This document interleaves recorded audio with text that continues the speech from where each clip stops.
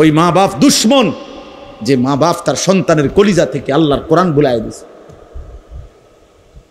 ওই মা বাপ দুশ্মন যারা 16 বছরের সন্তানকে বৈশ্বিক শিক্ষা তো পড়াইছে, আখিরাত ভুলায় দিছে। আপন মা এসএসসি পরীক্ষার্থী ছেলে মেয়ে, মা বাপ কয় বাচ্চা মানুষ নামাজের জন্য, ফজরের নামাজের জন্য উঠালে বাচ্চার ব্রেনে চাপ পড়বে। ওর রাত 2টা পর্যন্ত পড়ছে, ওর পরীক্ষা আগামী 6 তারিখ, আগামী 9 তারিখ। এখন তাকে কোনো চাপ দেওয়া যাবে না, এখন চাপ দেওয়া যাবে না। ওর পরীক্ষা, ও গোল্ডেন এ প্লাস পাবে, ও অনেক কিছু হবে, অনেক কিছু, ও অনেক বড় শিক্ষিত হবে, অনেক কিছু হবে। আর ফজরের নামাজ পড়লে ব্রেনে চাপ পড়বে, এজন্য ফজরের নামাজে পড়ায় না। কি পরিমাণ অসভ্য ওই মা বাপ, যারা তাদের আল্লাহকে ভুলে গেছে। মনে হয় যেন ওই সন্তান তার নিজের, অথচ সে ভুলে গেছে যে এটা আল্লাহ দিয়েছে। ইয়াহাবু লিমান ইয়াশাউ ইনাথা ওয়া ইয়াহাবু লিমান ইয়াশাউ যুকুর। আল্লাহ বলেন, আল্লাহ যাকে চায় তাকে কন্যা দান করে, আল্লাহ যাকে চান তাকে ছেলে দান করে। আউ ইউযাওয়িজুহুম যুকরানা ওয়া ইনাসা। আল্লাহ যাকে চান তাকে আল্লাহ ছেলে মেয়ে দুইটাই দান করে। ওয়া ইয়াজআলু মান ইয়াশাউ আকিমা। আর আল্লাহই যাকে চান তাকে একটাও দেয় না। শুধু মেয়ে কে দেয়? শুধু ছেলে কে দেয়? ছেলে মেয়ে দুইটাই কে দেয়? একটাও দেয় না। কে? আমার বড় ভাইয়ের 4 ছেলে, মেয়ে নাই। আমার মেজো ভাইয়ের 2 ছেলে, মেয়ে নাই। আমার 2 মেয়ে 2 ছেলে। তাহলে এরম হইল কেন? আমরা একমার ঘরে ভাই, এমন হইল কেন? আমার আপন 2 ভাগ্নি, যমজ বোন, ওরা আপন জন। তো একজনের 2টা মেয়ে আছে, বিয়ে দিছে। একজনের 2টা বাচ্চা আছে, আরেকজনের একটাও সন্তান নেই। তাইলে এমন কেন? কারো 18 বছরে একটা সন্তান নাই, কারো 18 বছরের ভিতরে 6 জন হয়ে যাওয়ার কারণে স্বামী বউরে কত মন্দ সন্দ বলে। কথার কথা, কারো 18 বছরের সন্তান হয়েছে 6টা, কারো 18 বছরের সন্তান হয় নাই একটাও। তার সবটা ফয়সালা কা? তাইলে সন্তান দিলেন যিনি, আজ তাকে সেজদা দিলে তার ব্রেনে চাপ পড়বে। তোমার মতো অসভ্য মা বাপ, তুমি দুশ্মন ওই সন্তানের, যে তাদেরকে আখিরাত থেকে বঞ্চিত করে দিছে, আখিরাত থেকে বঞ্চিত করে দিছে। ওরে জাহান্নামের রাস্তা দেখায় দিছে, যে ভাত খাইতে খাইতে জাহান্নামে যাইবা, দুনিয়া কামাই করতে করতে জাহান্নামে যাইবা। আল্লাহর কোরআনকে, আল্লাহর দ্বীনকে অবজ্ঞা করতে নাই। এক তো আমি শুনলাম না, আমি ছিলাম না, খালাস, কোনো অসুবিধা নেই। এখানে সবাই আসতে হবে মহল্লার, বাধ্যতামূলক এমন কোনো বিষয় না। এটা ফরজে আইন না যে সবাইকে বাধ্যতামূলক। এখনকার ওয়াজে যদি না বসে কবিরা গুনাহ হবে এমন কিছু না, সওয়াব হবে। আসলে শুনলে নিজের উপকার হবে। কিন্তু আল্লাহর কোরআনকে অবজ্ঞা করা, অবহেলা করা, এটা অনেক বড় অপরাধ। এজন্য এটা খুব জরুরি। আমাদের এই শুক্রবারে যে জুমার নামাজের বয়ান হয়, ইমাম সাহেব আমাদের ছেলেপেলেগুলো যদি একটু মনোযোগ দিয়ে শুনতো, তাহলে শুধু জুমার বয়ান দ্বারাই তাদের জিন্দিগি পরিবর্তন হতো। কিন্তু ছেলেপেলেদের মাথায় অবস্থা হলো এই যে শয়তান ইবলিস ওদের মাথার মধ্যে এটা ঢুকায় রাখছে যে ইমাম সাহেবের এসব কথা তোমার কোনো প্রয়োজনীয় বিষয় না। এগুলো ওনারা ওনাদের এগুলো বলে, বলতে হয় এই জন্য বলে, এটা ওনার চাকরি। শুক্রবার দিন কিছু কথা উনি বলতে হয়। কিন্তু বাস্তবিক অর্থে যদি বুঝতো কেউ যে না, এর মধ্যে আমার হেদায়েত আছে, আল্লাহর কথার মধ্যে আমার জীবনের জন্য দিক নির্দেশনা আছে, তাহলে বাস্তবিক অর্থেই তার জিন্দিগি বদলাইত। আমাদের মাঝ বয়সী যে সমস্ত লোক জুমার নামাজের বয়ান মনোযোগ দিয়ে শোনে না, এই উনাদেরও কোনো পরিবর্তন হয় না। বয়স হয়ে গেছে, কিন্তু যেই গুনায় যেটা অভ্যস্ত ওইটা ছুটবার ছাড়বার কোনো নামগন্ধ নেই, কারণ আল্লাহর কথার প্রতি আন্তরিক না। জুমার নামাজের বয়ান হয় তো চাচা বসে বসে জিমা, অথবা মাথা নিচের দিকে দিয়া অহংকারীর মতো বসে থাকে। মাথা যদি তাকায় তো একটু ইমাম সাহেবের থেকে সরাসরি শুনে এটা কেমন দেখা যায়, এই জন্য ঘাড় মোটা করে নিচের দিকে বসে থাকে।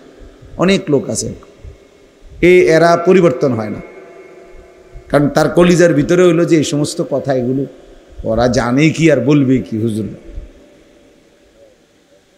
ওনারা জানেই কি আর বলবে কি। তো এই অবজ্ঞা অবহেলার কারণে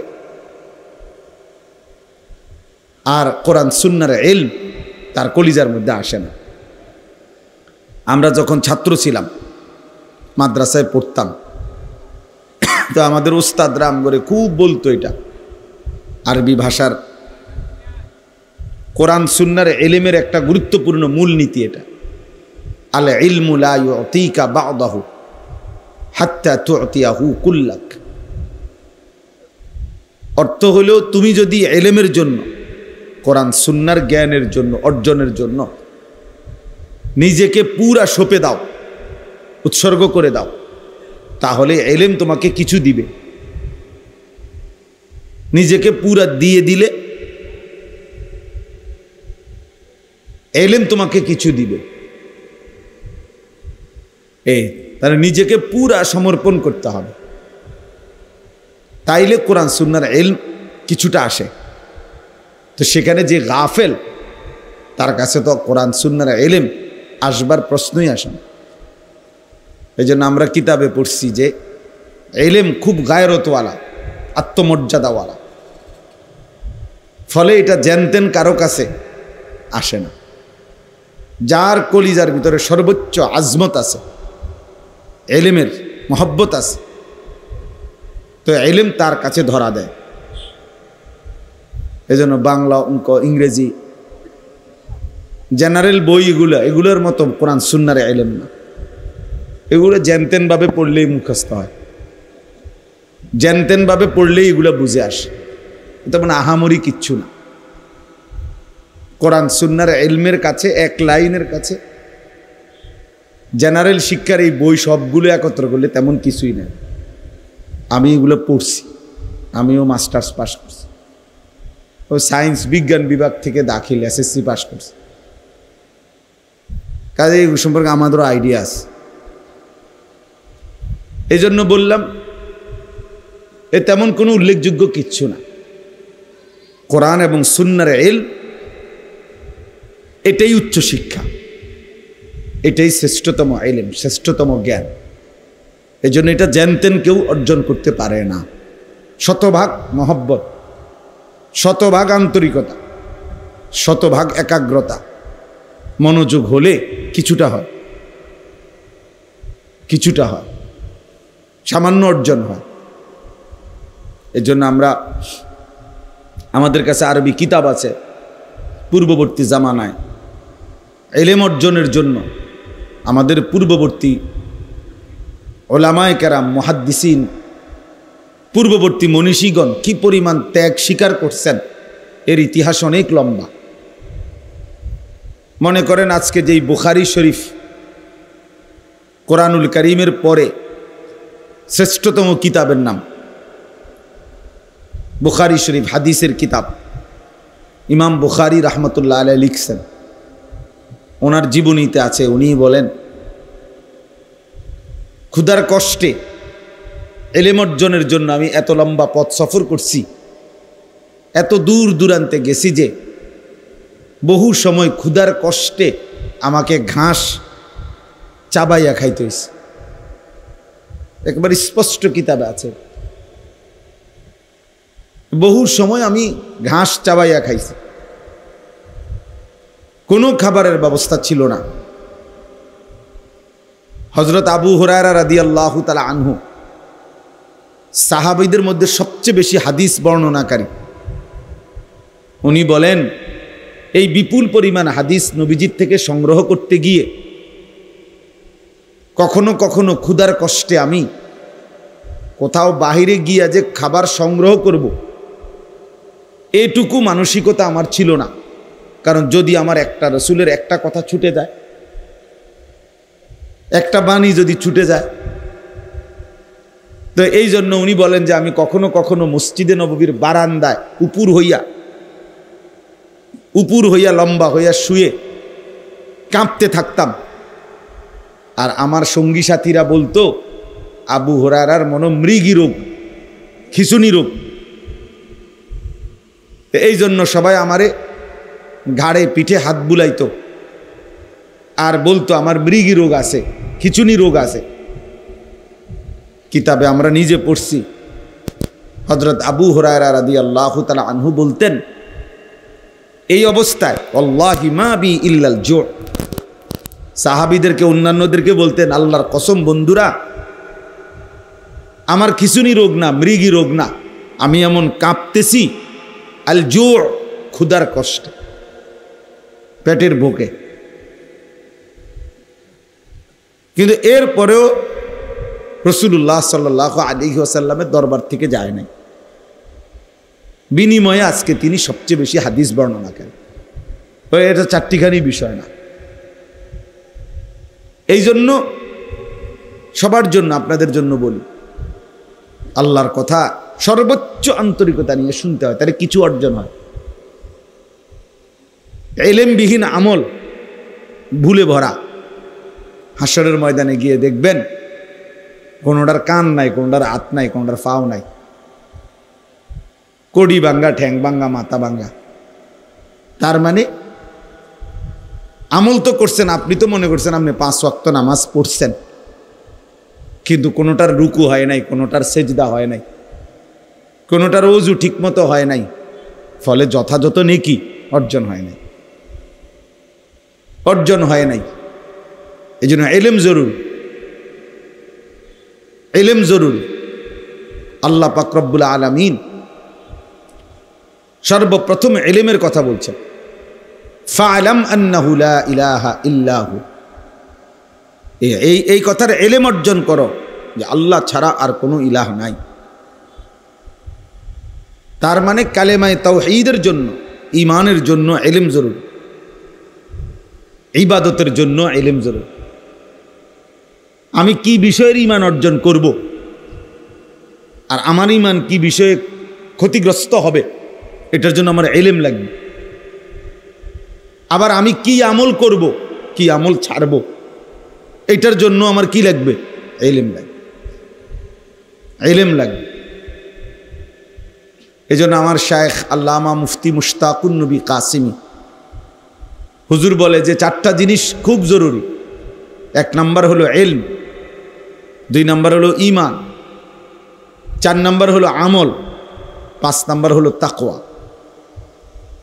1 নাম্বার হলো ঈমান, লা ইলাহা ইল্লাল্লাহ মুহাম্মাদুর রাসূলুল্লাহ, এটা পূর্ণ বুঝে নেওয়া, শিখে নেওয়া, জেনে নেওয়া। এই শুধু লাইনটা পড়তে পারার নাম যথেষ্ট না। তো প্রথম হলো ইলম, মানে আমার কি বিষয়ের উপরে ঈমান আনতে হবে, আমাকে কি কি আমল করতে হবে, এটা পূর্ণ জানা। এরপরে হলো ঈমান, এরপরে হলো আমল, আমার উপরে আল্লাহর হুকুম কি কি, নিষেধ কি কি। আর এরপরে হলো তাকওয়া, নিজেকে শতভাগ গুনাহ থেকে বাঁচিয়ে রাখা। তো হুজুর খুব সুন্দর উদাহরণ দেয়। একটা গাড়ির মৌলিক এই 4টা জিনিস। 1 নাম্বার হলো হেডলাইট, 2 নাম্বার হলো ইঞ্জিন, 3 নাম্বার হলো বডি, 4 নাম্বার হলো ব্রেক।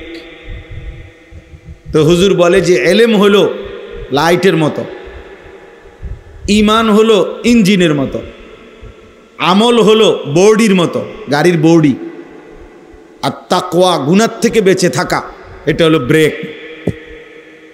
তো যখন লাইট, ইঞ্জিন, বডি, ব্রেক ঠিক থাকবে, এবার ড্রাইভার যদি মজবুত হয় তো এই গাড়ি গন্তব্যে পৌঁছবে।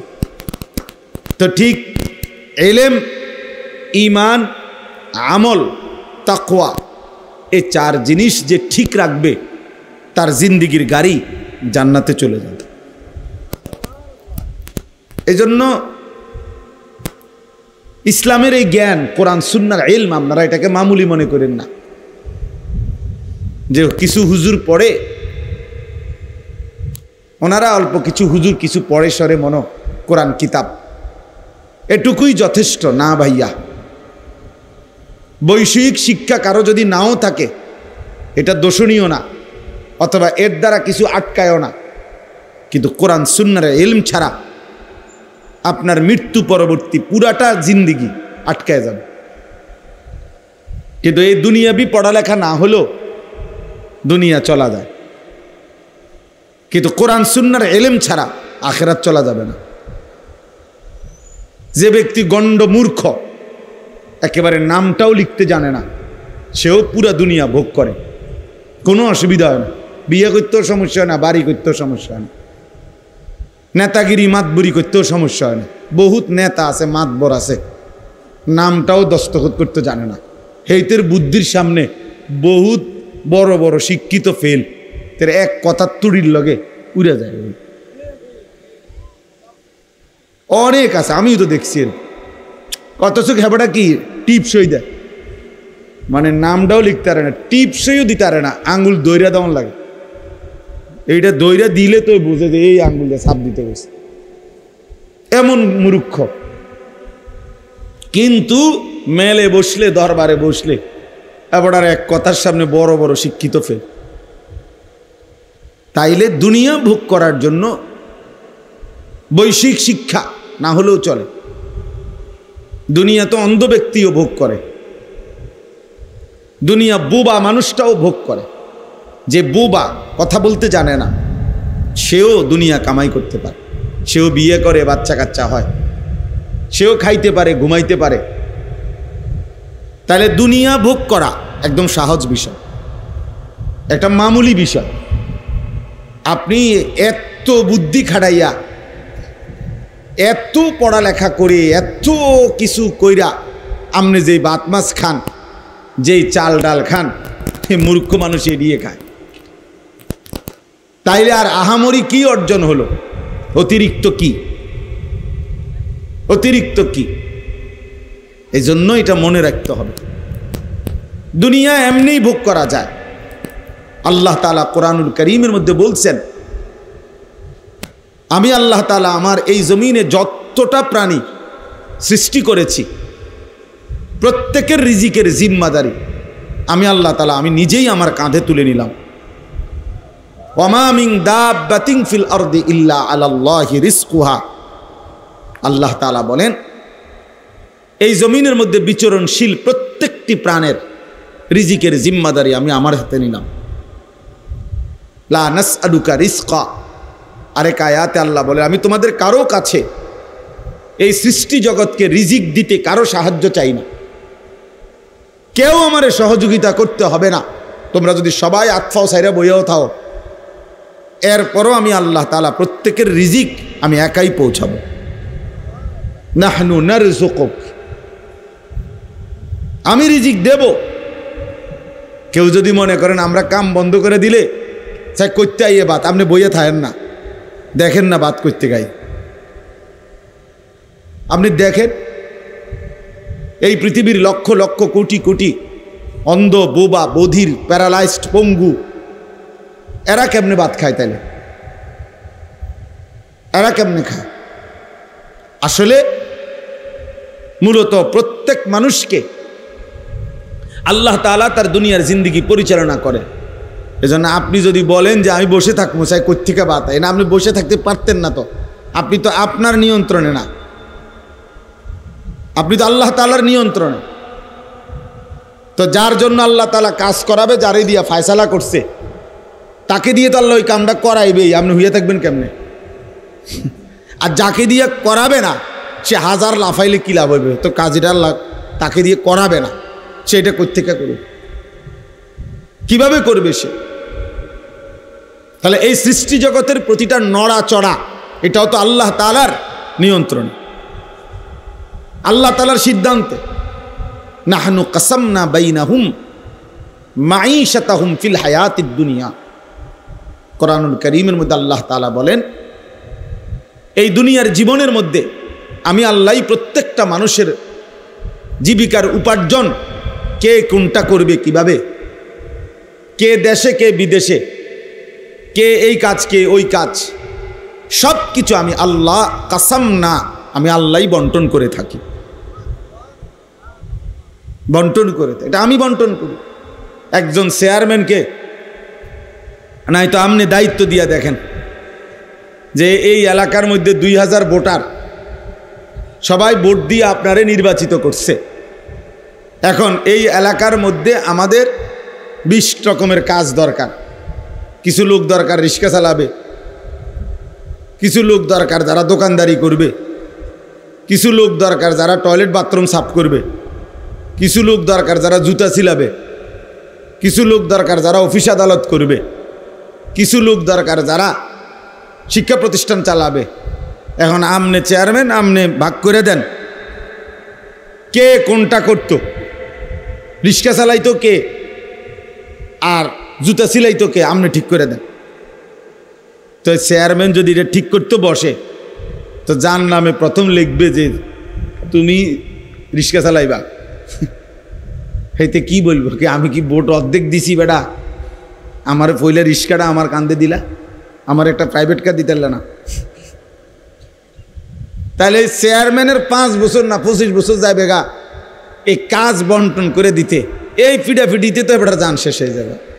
সে কিভাবে সম্ভব? এটা জীবনেও পারবে না, কোনোদিনও পারবে না।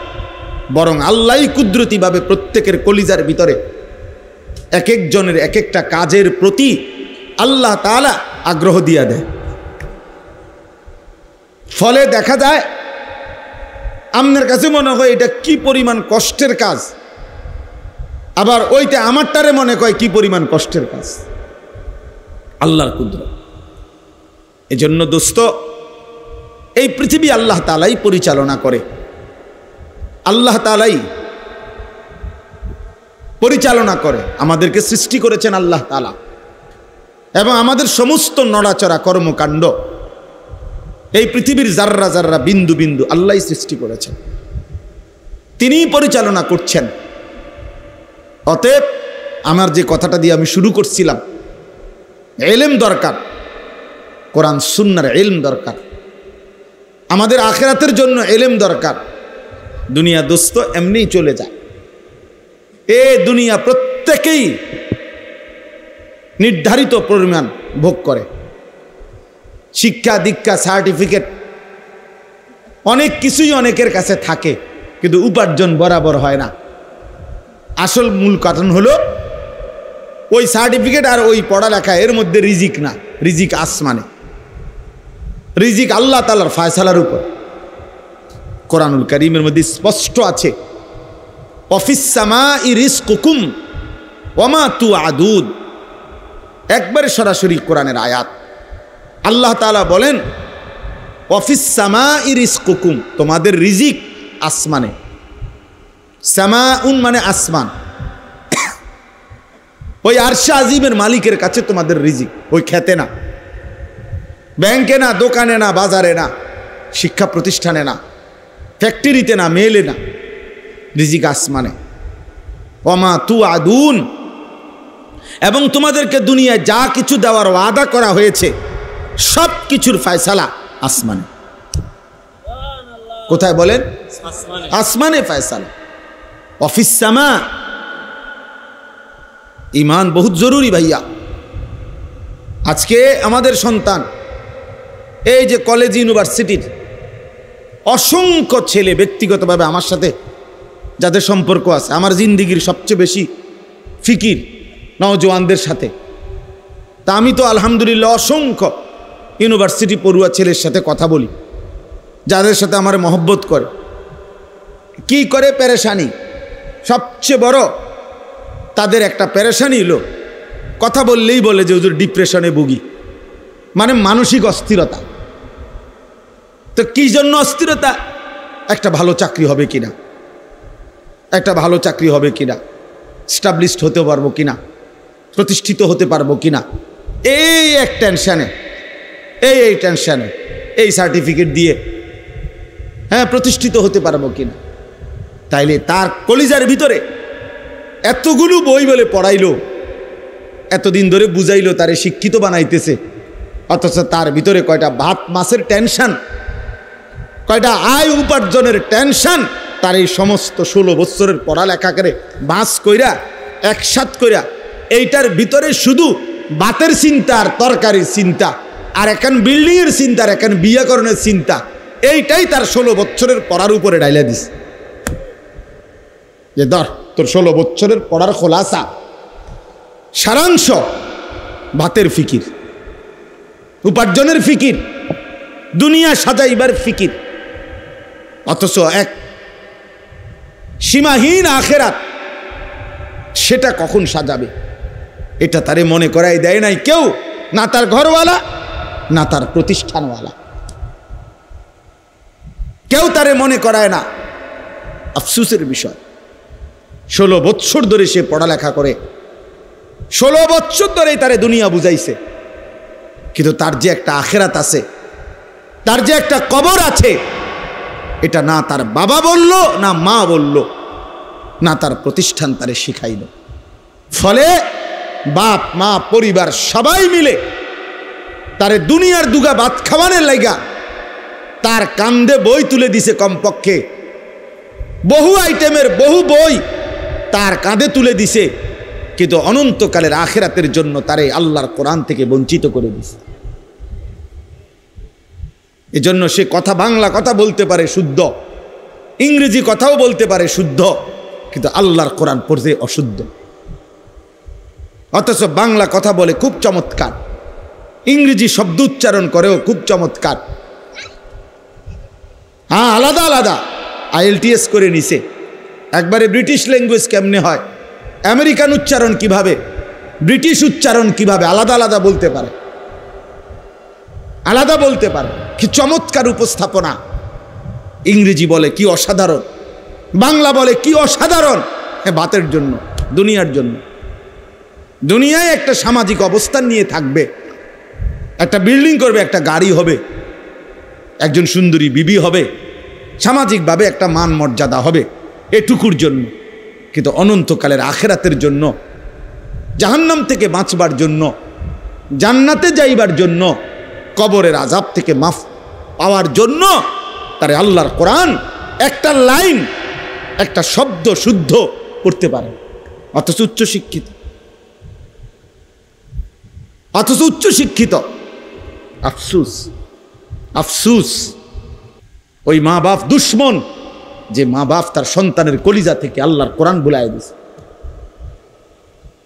ওই মা বাপ দুশ্মন যারা 16 বছরের সন্তানকে বৈশ্বিক শিক্ষা তো পড়াইছে, যা আখেরাত ভুলায় দিছে। আপন মা SSC পরীক্ষার্থী ছেলে মেয়ে, মা বাপ কয় বাচ্চা মানুষ, নামাজের জন্য, ফজরের নামাজের জন্য উঠালে বাচ্চার ব্রেনে চাপ পড়বে, ওর রাত 2টা পর্যন্ত পড়ছে, ওর পরীক্ষা আগামী 6 তারিখ, আগামী 9 তারিখ, এখন তাকে কোনো চাপ দেওয়া যাবে না, এখন চাপ দেওয়া যাবে না, ওর পরীক্ষা, ও গোল্ডেন A+ পাবে, ও অনেক কিছু হবে, অনেক কিছু, ও অনেক বড় শিক্ষিত হবে, অনেক কিছু হবে। আর ফজরের নামাজ পড়লে ব্রেনে চাপ পড়বে, এজন্য ফজরের নামাজে পড়ায় না। কি পরিমাণ অসভ্য ওই মা বাপ, যারা তাদের আল্লাহকে ভুলে গেছে, মনে হয় যেন ওই সন্তান তার নিজের, অথচ সে ভুলে গেছে যে এটা আল্লাহ দিয়েছে। ইয়াহাবু লিমান ইয়াশাউ ইনাথা ওয়া ইয়াহাবু লিমান ইয়াশাউ যুকুর। আল্লাহ বলেন, আল্লাহ যাকে চায় তাকে কন্যা দান করে, আল্লাহ যাকে চান তাকে ছেলে দান করে। আউ ইউযাওয়িজুহুম যুকরানা ওয়া ইনাসা, আল্লাহ যাকে চান তাকে আল্লাহ ছেলে মেয়ে দুইটাই দান করে। ওয়া ইয়াজআলু মান ইয়াশাউ আকিমা, আর আল্লাহই যাকে চান তাকে একটাও দেয় না। শুধু মেয়ে কে দেয়? শুধু ছেলে কে দেয়? ছেলে মেয়ে দুইটাই কে দেয়? একটাও দেয় না কে?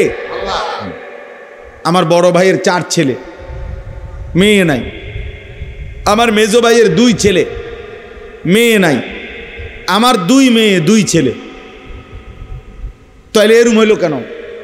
আমরা একমার ঘরে ভাই, এমন হইল কেন? আমার আপন 2 ভাগ্নি, যমজ বোন, ওরা আপন জন। তো একজনের 2টা মেয়ে আছে, বিয়ে দিছে। একজনের 2টা বাচ্চা আছে, আরেকজনের একটাও সন্তান নেই। তাইলে এমন কেন? কারো 18 বছরে একটা সন্তান নাই, কারো 18 বছরের ভিতরে 6 জন হয়ে যাওয়ার কারণে স্বামী বউরে কত মন্দ সন্দ বলে। কথার কথা, কারো 18 বছরের সন্তান হয়েছে 6টা, কারো 18 বছরের সন্তান হয় নাই একটাও। তার সবটা ফয়সালা কা? সন্তান দিলেন যিনি, আজ তাকে সেজদা দিলে তার ব্রেনে চাপ পড়বে।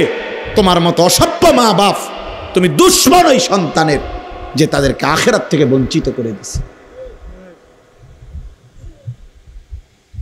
আখিরাত থেকে বঞ্চিত করে দিছে। ওরে জাহান্নামের রাস্তা দেখায় দিছে, যে ভাত খাইতে খাইতে জাহান্নামে যাইবা, দুনিয়া কামাই করতে করতে জাহান্নামে যাইবা। নাই তো 16 বছরের চেষ্টায়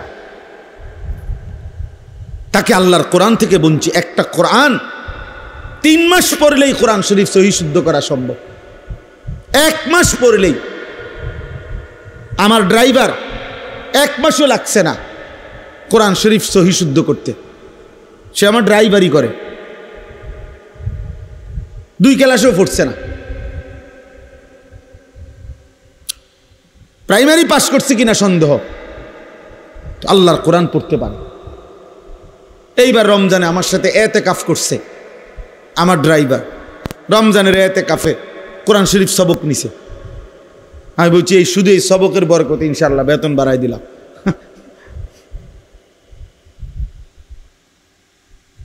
তা এই জন্য বললাম আল্লাহর কোরআন থেকে। অথচ আল্লাহ তাআলা কোরআনুল কারীমের মধ্যে বলছেন, ওয়ালাকাদ ইয়াসসারনাল কোরআনা লিযিকর, আমি কোরআন সহজ করে দিয়েছি, সবার জন্য সহজ, শেখার জন্য, পড়ার জন্য, বুঝার জন্য। এই জন্য প্রিয় ভাই আমার, যে কয়জন নওজোয়ান ভাই বসছো এখানে, স্কুল পড়ুয়া, কলেজ পড়ুয়া, ইউনিভার্সিটি পড়ুয়া, আমি অনুরোধ করি সবার কাছে, আল্লাহর কোরআন পড়েন। রাসূলুল্লাহ সাল্লাল্লাহু আলাইহি সাল্লামের এক হাদিস পড়েন। কোনো না কোনোভাবে, সব পড়া ছেড়ে দিতে বলি না আমি। স্কুল পড়া বন্ধ করে দেন, কলেজ পড়া বন্ধ করে দেন, আমি এটা বলি না। কসম আল্লাহর, আমি এটা বলছি না। পড়ে কোনো সমস্যা নাই, পড়ো ভাইয়া, কোনো অসুবিধা নাই। তুমি আরো পড়ো, আরো পড়ো, আরো পড়ো, পড়াই তো দরকার। এই পৃথিবীতে সবচেয়ে প্রথম,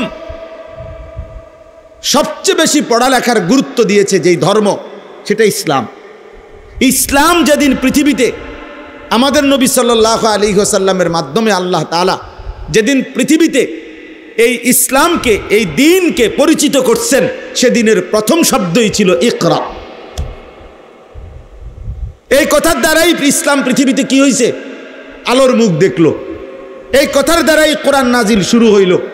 এই কথার দ্বারাই পৃথিবীবাসী জানলো যে তিনি আল্লাহর রসুল। তাইলে ইকরা, পড়ো, পড়ুন। তাহলে প্রথম দিনে ইসলামের সবক পড়া। পড়তে তো নিষেধ না, পড়তে তো মানা না, কিন্তু আল্লাহকে ছেড়ে দেওয়া কেন? কোরআনকে ছেড়ে দেওয়া কেন? নামাজকে ছেড়ে দেওয়া কেন? আখিরাতকে ভুলে যাওয়া কেন? তাইলে এটা কি শিক্ষা হলো? কি শিখানো হইল? এই জন্য আমি আপনাদের কাছে এতগুলো কথা বলার দ্বারা আমার উদ্দেশ্য এই কথা বুঝানো, প্রত্যেকে, বাবারা, চাচারা, বয়স্করা, যে মুসলমান সে মূর্খ হইতে পারে না। কোরআন শরীফ পড়তে জানে না, কোরআন শরীফ দেখে দেখেও পড়তে পারে না, এটা কোনো জাতের মুসলমান না, এটা প্লাস্টিক, এটা ভাত খাই না মুসলমান, ফালতু লোক, এটা আকামলা মানুষ। হয়তো এখন কোনো জীবনের কোনো নিজের ধর্মের কোনো গুরুত্বই বোঝে নাই এ বেটা। এ রাসূলুল্লাহ সাল্লাল্লাহু আলাইহি সাল্লামের মহব্বত, আল্লাহর কোরআন যে দেখে দেখেও পড়তে পারে না, আমি বললাম তার কলিজার ভিতরে আল্লাহর রসুলের ভালোবাসা বলতে কিচ্ছু নাই, কিচ্ছু নাই, কিচ্ছু নাই, কিচ্ছু নাই মিয়া। আমি বললাম, আপনি চ্যালেঞ্জ করেন। আমার নাম আনিসুর রহমান, আমি বললাম। কারণ রাসূলুল্লাহ সাল্লাল্লাহু আলাইহি সাল্লাম এই পৃথিবীতে, কোরআনুল কারীমে আল্লাহ তাআলা 4 বার বলছে এই পৃথিবীতে নবীজিকে, রসুলকে আমি পাঠিয়েছি 1 নম্বর যে উদ্দেশ্য, সেটা হলো ইয়াতলু আলাইহিম আয়াতিহি, কোরআনুল কারীমের তেলাওয়াত। নবীর সাথে উম্মতের প্রথম সম্পর্ক কোরআনের তেলাওয়াত, প্রথম সম্পর্ক কোরআনুল কারীমের তেলাওয়াত। জানেন না, রাসূলুল্লাহ সাল্লাল্লাহু আলাইহি সাল্লামের সাথে কোনো সম্পর্কই আপনার হলো না, আপনি তো প্রথম নাম্বারে ফেল। কোরআন শরীফের আয়াত, লাকাদ মান্নাল্লাহু আলাল মুমিনিন ইদ বাআসা ফীহিম রাসূলাম মিন আনফুসিহিম ইয়াতলু আলাইহিম আয়াতিহি। কিভাবে আপনি নবীকে ভালোবাসবেন? নবীজির 1 নম্বর মিশন ছিল কোরআন তিলাওয়াত। আমার শায়েখ আল্লামা মুফতি মুশতাকুন নবী সাহেব হুজুর এটা বুঝায় বলছে যে মানুষের মধ্যে সম্বোধন 3 ধরনের, আমি, তুমি, সে। মানুষ এই 3টাই বুঝায়, আমি, তুমি, সে। কোরআনুল কারীমের মধ্যে আল্লাহ তাআলা এই 3 শব্দেই কোরআন তেলাওয়াতের কথা বলছে। ইয়াতলু আলাইহিম আয়াতিহি, সে কোরআন তেলাওয়াত করবে। উতলু ইলাইকা মা উহিয়া মিনাল কিতাব, নবীকে বলছে তুমি, আপনি কোরআন তেলাওয়াত করেন। আবার নবীজি বলছে আমার আল্লাহ আমাকে আদেশ করছে আন আতলু আল কোরআন, আমি যেন কোরআন পড়ি। তাহলে কোরআন পড়বো আমি, কোরআন পড়বেন আপনি, কোরআন পড়বে সে। আমি, তুমি, সে, সবাই কোরআন পড়বে। কোরআন পড়বে কে বলেন না? আমি। আর কে? তুমি। আর কে? সে। তাইলে কোরআন আমিও পড়ব, আমার বাপও পড়বে, আমার মাও পড়বে, আমার স্ত্রীও পড়বে, আমার ছেলেটাও পড়বে, আমার মেয়েটাও পড়বে, আমার নাতিও পড়বে, আমার নাতনিও পড়বে। আমি, তুমি, সে, সবার জন্য কোরআন।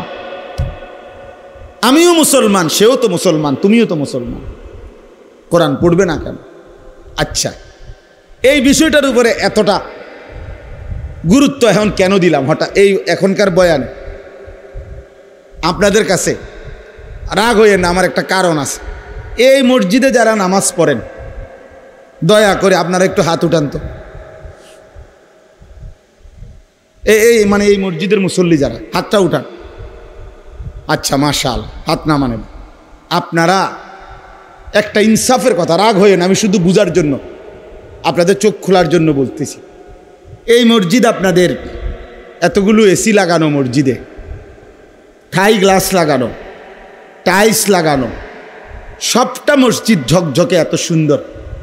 আপনাদের মসজিদে তাকের মধ্যে যে কোরআন শরীফগুলো রাখা আছে, এই কোরআন শরীফগুলোর এই পরিমাণ অবহেলিত কেন? এখন জবাব দেন, বলেন, নাহলে আমি এখন আইনা দেখাই। এই কোরআন শরীফগুলো কতশো বছরের পুরাতন। এই কোরআন শরীফগুলোর একটা কোরআন শরীফের ভিতরে একটা গিলাফ নাই। এই কোরআন শরীফগুলো কোনোদিন কেউ মনে ধরে ছুঁয়েও দেখে নাই। আল্লাহর কোরআন, পুরা মসজিদের সব কিছু এত সুন্দর।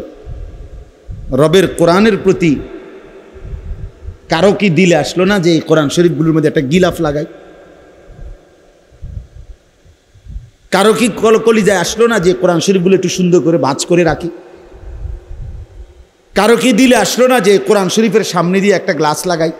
কেন এখানে গ্লাস, এখানে নাই কেন? বলেন চাচা, এখন বলেন। কারণ একটাই, কলিজার ভিতরে আল্লাহর কোরআনের প্রয়োজনীয়তা নাই। এটা শুধু বলে হুজুর আমনে না, আমি আগেই বলে নিছি, রাগ হইয়েন না। এটা আমার একটু, যেখানেই আমি দেখি আমি বলি,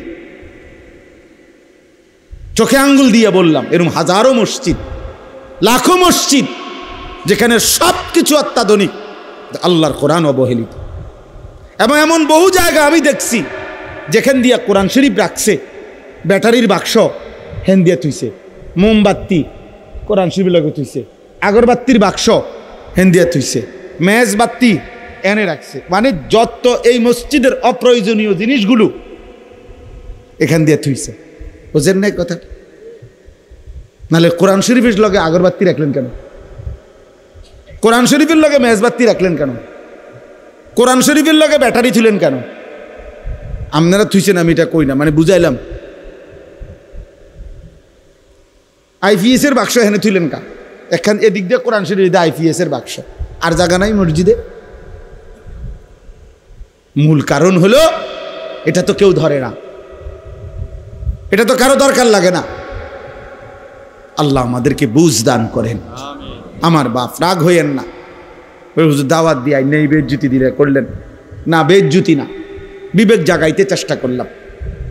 আপনারা নিজ জিম্মাদারিতে এখানে যে আছেন এই মহল্লার, আমনে একজন ভাই এখন হিম্মত করেন, বলেন যে এখানে এই মসজিদের যতগুলো কোরআন শরীফ আছে 50টা হোক আর 100টা হোক, আপনি গিলাফ লাগাই দিবেন যত টাকা লাগে, বলেন ইনশাআল্লাহ। আপনার নাম কি?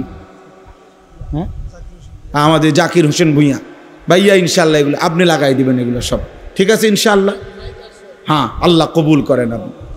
হ্যাঁ, কোরআনুল করিমকে আজমত করেন। রাসূলুল্লাহ সাল্লাল্লাহু আলাইহি ওয়াসাল্লাম বলছেন, দোয়া করতেন, আল্লাহুম্মা জাআলিল কুরআনা রাবিআ কলবি, আয় মাওলা কোরআনুল করিমকে আপনি আমার হৃদয়ের বসন্ত বানিয়ে দেন, ওয়া নূরা সাদরি, আমার বুকের আলো বানিয়ে দেন, ওয়া জালাআ হুজনি, আমার সমস্ত দুঃখ বেদনা পেরেশানি দূরকারী আল্লাহর কোরআনকে বানিয়ে দেন, ওয়া যাহাবা হাম্মি, যাবতীয় অস্থিরতার দূরকারী কোরআনকে বানিয়ে দেন। কোরআনুল করিমের প্রতি মহব্বত জরুরি, কোরআনুল করিমের প্রতি আজমত বহুতই জরুরি, বহুতই জরুরি। এই জন্য আজকে আপনাদের কাছে এক বয়ানে, এক ওয়াজে বসে পুরা ইসলাম বলা সম্ভব না। নবী সাল্লাল্লাহু আলাইহি ওয়াসাল্লামের 23 বছরের সব বলে দেওয়া একদিনে সম্ভব? কথা বলেন না। তাহলে আমি একটা বিষয় গুরুত্ব দিলাম, সেটা হলো এইখানে আজকে ঈদ পরবর্তী আলহামদুলিল্লাহ যে ভাইরা আছেন, অনেক নওজোয়ান ভাই, কিশোর ভাই, আমি তোমাদের কাছেও ভাইয়া বলি, অনুরোধ করি, আল্লাহর কোরআনকে পড়ো। কোনো না কোনো একটু সময় বাহির করলে এ পড়ার ফাঁকে ফাঁকে স্কুলে, কলেজে, ইউনিভার্সিটিতে, সব কিছুতে একটু ফাঁক করে সপ্তাহে একদিন হোক, 3 দিনে একদিন হোক, আধা ঘন্টা হোক, 10 মিনিট হোক, 50 মিনিট হোক, যেমনি সুযোগ হয়, বয়স্ক যারা আছেন আপনারাও মসজিদের ইমাম সাহেবের কাছে আল্লাহর কোরআন শিখেন, কোনো মাদ্রাসার উস্তাদের কাছে আল্লাহর কোরআন শিখেন, আলেমের সাথে সম্পর্ক করেন।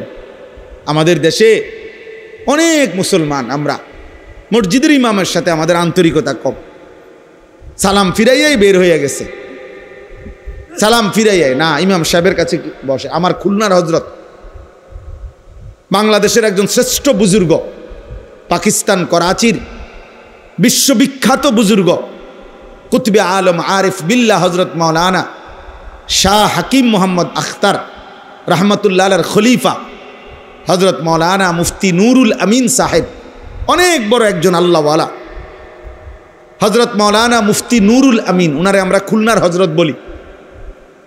তো উনি একদিন বয়ানে বলছিলেন, যশোর এক মাহফিলে আমি হুজুরের সাথে ছিলাম, তো হুজুর বয়ানে বলতেছিলেন 30টা বছর ধরে, 20টা বছর ধরে, কথাটা খেয়াল করেন, 30 বছর ধরে, 20 বছর ধরে, 10 বছর ধরে আল্লাহর ঘর মসজিদে যে মানুষটা দিবানিশি 5 ওয়াক্ত নামাজের ইমামতি করছে, বিশ্বাস করেন আমি হুজুরের কথা, শায়েখের কথা বলতেছি, উনি বলছেন নিঃসন্দেহে এই ব্যক্তি, এই ইমাম আল্লাহওয়ালা, আল্লাহওয়ালা। তাকে কদর করা উচিত, তাকে ভালোবাসা উচিত, তাকে শ্রদ্ধা করা উচিত। হ্যাঁ, হঠাৎ করে আসা বক্তার কপালে জোটে 50,000 টাকা, কিন্তু ইমাম সাহেবের কপালে জোরে কেনা 200 টাকা। কেন? কারণ উনি যে ফরজ নামাজের ইমামতি করে, এই জন্য এটা অন্যায় হয়েছে ওনার। অথচ ফরজ নামাজের দাম বেশি না? কথা বলেন না কেন? তো ইমামের দাম বেশি। আল ইমামু যামিন, আল্লাহ নবী সাল্লাল্লাহু আলাইহি ওয়াসাল্লাম বলছেন ইমাম পুরা মহল্লাবাসীর জিম্মাদার, তাদের ঈমান, আমল, আখলাক, আখিরাত সর্ববিষয়ের পাহারাদার। নবী সাল্লাল্লাহু আলাইহি ওয়াসাল্লাম আলাদা দোয়া করছেন, আল্লাহুম্মা আরশিদিল আইম্মা, আল্লাহ ইমামদেরকে আপনি হেদায়েতের রাস্তা, কল্যাণের রাস্তা আপনি দেখান। কারণ তার পিছনে মানুষ অনুসরণ করে, তাকে মানুষ অনুসরণ করে। এই জন্য মসজিদের ইমামের সাথে সম্পর্ক বাড়ান, আলেম দ্বীনের সাথে সম্পর্ক বাড়ান, একটা একটা মাসআলা শিখেন, একটা একটা শব্দ শিখেন। নিজের রুকুটা একজন আলেমকে দেখান যে হুজুর আমার রুকু হয় কিনা, আমার সেজদা হয় কিনা, আমার নামাজ হয় কিনা, আমার অজু হয় কিনা, আপনি একবার দেখায় নেন। হ্যাঁ বলে হুজুর ছোটবেলায় তো আমি মক্তবে শিখছি। ঠিক আছে বাবা, মক্তবে শিখলেও তো আজকে 40 বছর হয়ে গেছে, 50 বছর পরে আপনার বেখেয়ালে কোনো ভুল তো থাকতে পারে। এখন যদি শুধরায় নেয়, আখিরাত সুন্দর হয়ে গেল, কবরে গিয়া অনুভব করিলে সুন্দর করার তো আর সুযোগ হলো না। পরকালে গিয়ে তো আপনি বুঝবেন, কিন্তু সব লাভ তো হবে না। কোরআন শরীফে কথাই স্পষ্ট আছে, প্রত্যেকটা নাফরমান হাসরের ময়দানে তার সমস্ত পাপের কথা মনে পড়বে। ওয়াজিআ ইয়াউমাইদিন বিজাহান্নাম ইয়াউমাইদিন ইয়াতাযাক্কারুল ইনসান ওয়া আন্না লাহুদ যিকরা। আল্লাহ বলে হাসরের ময়দানে যখন ফেরেশতারা জাহান্নামকে টেনে আনবে, সবার সামনে এনে দাঁড় করাবে জাহান্নামকে, জাহান্নামকে টাইনা আনবে। এই যে মনে করেন এটা সাউন্ড বক্স, এটা যেরকম আমরা এখন সবাই দেখতেছি, এরকম জাহান্নামকে টেনে এনে দাঁড় করাবে ফেরেশতারা। কোরআন শরীফের আয়াত। আল্লাহ বলেন নাফরমান জাহান্নামের দিকে তাকাইয়েই ইয়াউমাইদিন ইয়াতাযাক্কারুল ইনসান, তার দুনিয়ার জীবনের সব কথা মনে পড়বে। ওয়া আন্না লাহুদ যিকরা, কিন্তু বলো না সেদিন মনে পড়ে কি লাভ হবে? কোরআন শরীফের আয়াত। ওয়া আন্না লাহুদ যিকরা, বলো না মনে পড়ে কি লাভ হবে? বুঝে তো আসবে। লাতারাবুন্নাল জাহিম সুম্মা লাতারাবুন্নাহা আইনাল ইয়াকিন। আল্লাহ বলে বান্দা এই 2 চোখে জাহান্নামকে দেখবা, আর 2 চোখে দেখে, চোখে দেখা বিষয়ে যেমন নিশ্চিত হয় এরকম নিশ্চিত হবা জাহান্নামের ব্যাপারে। মনে করেন এইটা যে একটা হ্যান্ডবিল, এটা আপনারা নিশ্চিত? না না, এটা একটা মূলত মোবাইল। হ্যাঁ হ্যাঁ, আমি প্রধান বক্তা। আরে আমি বলতেছি মিয়া, এটা একটা মোবাইল মূলত। কথা বলেন না। আপনারা আমার সার্টিফিকেট জানেন, আমি অনেক পড়ালেখা করছি। আমি বলতেছি এটা মোবাইল, আমি মাস্টার্স পাস। আপনি কবেন কি আপনার মাস্টার্সের গোষ্ঠী গিলেন মিয়া? আমি এটা চোখে দেখি এটা হ্যান্ডবিল, আপনি করেন এটা মোবাইল। আপনি সার্টিফিকেট দিয়ে আমি কিনবো? আমি নিশ্চিত এটা চোখে দেখতেছি। তাহলে চোখে দেখা জ্ঞান, এটা অস্বীকার করার কোনো সুযোগ আছে? আল্লাহ তাআলা বলে জাহান্নামকে এভাবে চোখে দেখবা আর চোখে দেখে নিশ্চিত হবা, কিন্তু বান্দা আফসোস তো করবা। লাভ কি হবে? লাভ কি হবে? লাভ কি হবে? লাভ কি হবে?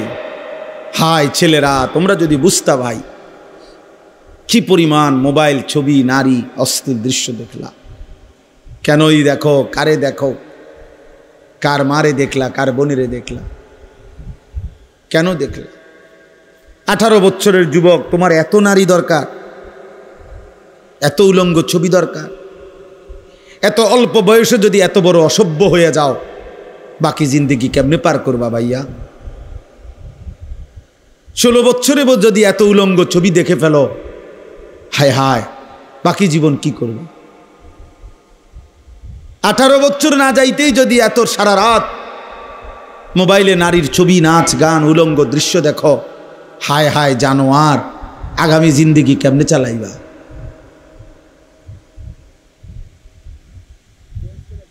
হ্যাঁ, আস্তাগফিরুল্লাহ, আস্তাগফিরুল্লাহ। আজকের পত্রিকা আসছে ইসরায়েলের ইহুদি কুত্তারা এই মুহূর্ত গাজার ফিলিস্তিনের মুসলমানকে এইভাবে বোমা হামলা করছে, বোমার হামলার সাথে সাথে ওই জায়গার মধ্যে ধোঁয়া উঠে জীবন্ত মানুষ যে মারা গেছে তাৎক্ষণিক এই মানুষের লাশ টুকরা টুকরা হয়ে আকাশে উঠতেছে, উপরে উঠতেছে। আমি নিজ চোখে দেখছি ইমানদারের লাশ, মুসলমানের লাশ টুকরা হইয়া ছিন্ন ভিন্ন হইয়া উপরে উঠতেছে ধোঁয়ার সাথে। এটা তো ভাইয়া রূপকথা না, এটা তো গল্প না, এটা অতীত কাহিনী না, এটা কাল্পনিক কোনো কথা না। এটা এই মুহূর্তে হচ্ছে পৃথিবীতে। ইহুদি কুত্তারা, বেঈমানরা মুসলমানদের উপরে এইভাবে জুলুম করছে। ওই মুহূর্তে পৃথিবীর এক অঞ্চলের মুসলমান যখন এই পরিমাণ নির্যাতিত, আরেক অঞ্চলের মুসলমানের সন্তান, মুসলমানের যুবক ঠিক ওই মুহূর্তে সারা রাত মোবাইলে উলঙ্গ ছবি দেখতেছে। আরে দোস্ত, এর চাইতে বড় বেইনসাফি জুলুম আর কি হইতে পারে? এর চাইতে বড় আফসোস কি হইতে পারে?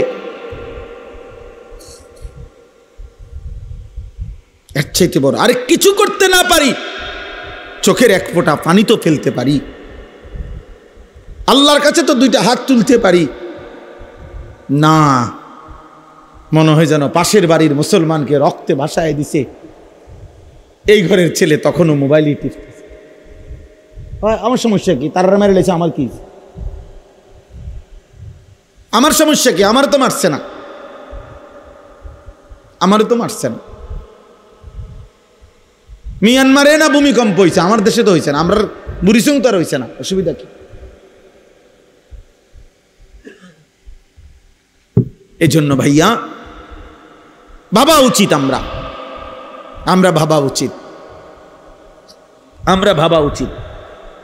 প্রতিনিয়ত প্রতি মুহূর্তে মুসলমানের উপরে জুলুমের মাত্রা, নির্যাতনের মাত্রা বেড়ে যাচ্ছে। কোনো ভদ্রতা, কোনো সভ্যতা, কোনো মানবতা এই ইহুদি কুত্তাদের কাছে নাই, এই হিংস্র জানোয়ারদের কাছে নাই। পৃথিবীর সমস্ত মানবতা, ভদ্রতা সবকিছু তালা মাইরা, বিবেকের মধ্যে তালা মেরে এরা মুসলমানকে ধ্বংস করে দিচ্ছে, রক্তে জমিন ভাসায় দিচ্ছে। এই সময় আমরা এত নাচ গান, এত তামাশা করা ঠিক না।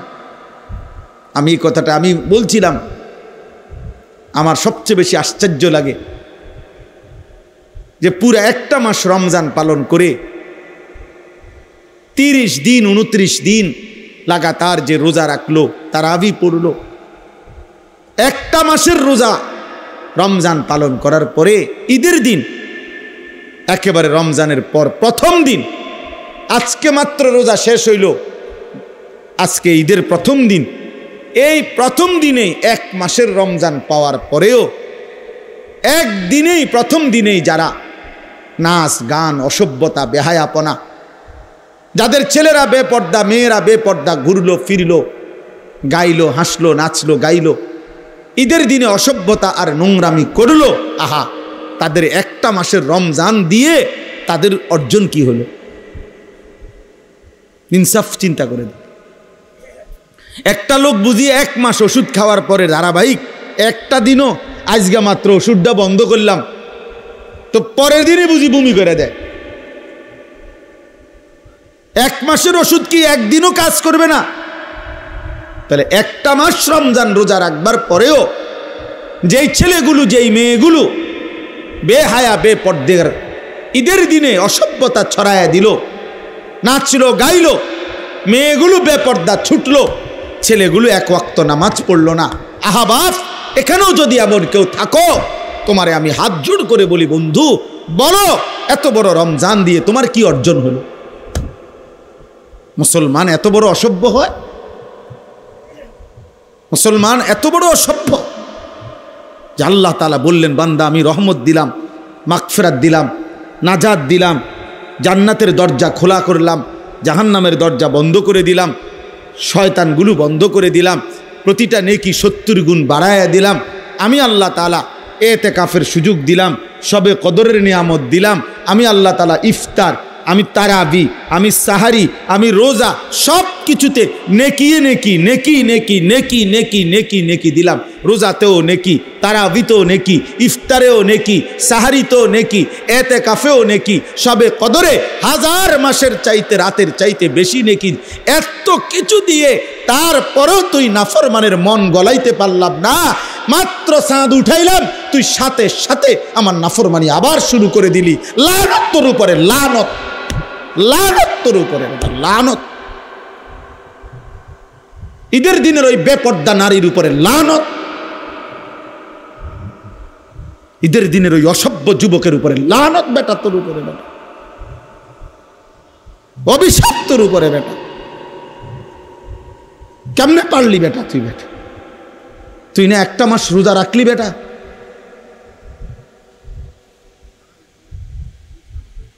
একদিনও কি মানুষ গুনার থেকে বাঁচে না?